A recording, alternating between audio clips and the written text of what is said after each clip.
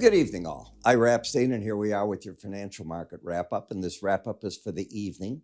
As we're here now on Thursday, the 16th of January, 2025, around 7:05 at night. You know, the one thing that you're going to be trading isn't the chart patterns right now, not in my opinion. You're going to be very shortly just into the emotion of President Trump, what he signs in his bills, and how the market looks at those bills and where they're going to take us. You know as much as I do about which ones will be signed, let alone what they'll say. Have they been watered down? Are they going to be more aggressive? He said 25% tariffs on Mexico and Canada. Is it going to be all at once? Is it gradual? Immigration, who's there? At first it was everybody. Now it's hardcore criminals. I don't know. I live in ground zero city for that, Chicago. The city is already passing ordinances not to cooperate with immigration, as the city's committed to this sanctuary status that if you ask the sanctuary cities how they're financially doing, you'll find out they're all broke. When we take a look at what's going on here in the stock indices, a bit of a rally tonight, a sell-off taking place after a good-sized rally today in the metal markets all the way across the board. The dollar index has just opened, and it's pretty much flat at this point. Most currencies are. They're not really going much of anywhere. And you're starting to get very quiet in the bonds and so on. Why? I just gave you the reason. We're now at the inauguration time on Monday. And remember, it's Martin Luther King. You won't get a full way of seeing the full reaction in the markets because some markets are closed.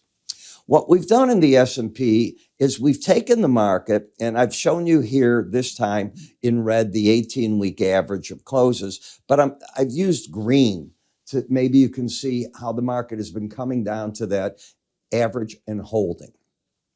When we take a look at a bar chart, you clearly have a pattern of lower highs and lower lows. You don't need the swing line to see it this time, but it helps when you have it. You can see where the markets are at. The market is fighting a battle. It's stuck at the 18-day average of closes. You hear me tell you all the time, that's your neutral zone in the market. Markets, when they're up, like to pull back and often fight a battle at it. When they get a good correction, that's where they go. Often, and I'm looking for an example, don't have one here that's really good because we've been so bullish. When you've come under, you've launched every single time. And are we going to get another one of those? Don't know. Bull markets and bear markets act different ways as they approach that. So now, and by the way, I don't know what we have in the stock indices. We know that we've been bullish for 2 years. But this current pattern, you can't tell me, oh, that's a bull pattern. It isn't a bull pattern. This is a bearish pattern temporarily. And the key is to stay under the 18-day average if it's going to stay live. Next support is 59.25 if the market wants to give you a break of any size. You can see that you've corrected an oversold condition. When you come to the NASDAQ, the trend is down, the bias is down. Again, 2 days in a row, you've been fighting at that number. You did the same thing back here. You did it about 5 days back through here, 6 days. And now if it breaks down, and that's a big if, then the support's at 20,784 to 20,831.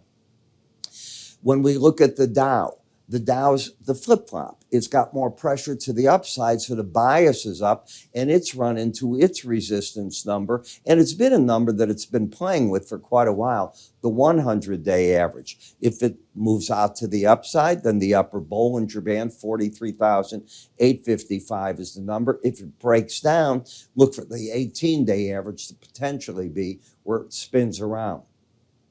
The Russell is probably caught temporarily between the 18-day average and the 100.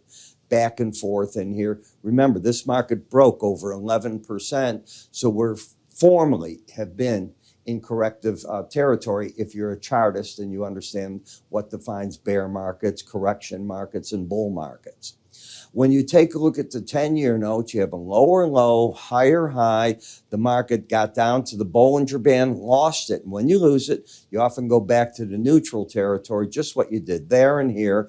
You can't say it's in an uptrend. You have higher highs, lower lows. It's like an elevator back up as the market's had a relief rally of sorts. In the dollar, I want this market to pull back and hang around the 18-day average. I need more sideways action if it's going to make a run to the third flip, well over the 112, maybe the 115 area.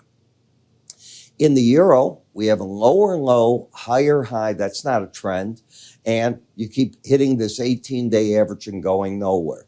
Now, very shortly, we're going to start hearing from the European Central Bank. We're going to hear from the Bank of England. And at the end of the month, we're going to hear from our boys at the Federal Reserve. If you saw Governor Waller today, Fed Governor Waller, he's still talking 3 interest rates this year.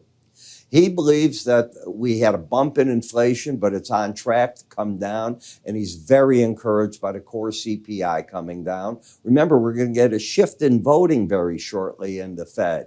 I think 4 members, if I'm right, come out of the voting, 4 go into it, different members, and it happens pretty soon. When we come to the British pound, the trend is still down. The bias is still down. Momentum, though, is oversold. The market's now spinning, not really going much of anywhere at this point. Bitcoin caught in a spinning sideways action. You're not trending here. You're doing this. You're just waving up and down, and you can almost see the waves as they're going on you like that. Not a clean trend at all. A consolidation pattern for sure. When we look at energies, all of them are still up. Cold weather. The question is, what happens? How does the market adjust to the loss of the Russian oil? And I believe very soon, Iranian oil. Trump knows how to squeeze that market on the Iranians. If I were them, I think that they're making preparation in many different ways because he's coming after them. That's the way you get them out of their nuclear program. They already have problems in the Middle East. Iran, in everything that they were building, they've seen crushing. But these people, at the end of the day, they come back, as I told you.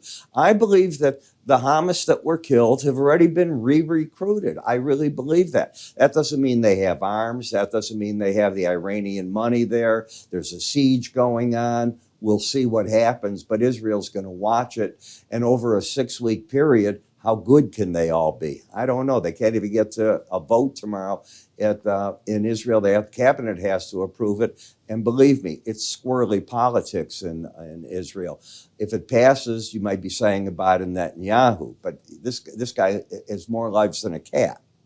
Higher lows, higher highs, up to the upper Bollinger Band. Same thing in the heating oil, right on through, and nat gas. It's cold. Uncertainty, those aren't the elements that normally break the energies. But I'm going to repeat, this is a supply bull market. It's not a demand one, and that bothers me tremendously. I'm Ira Epstein. I'll catch up with you all in the morning. Take care.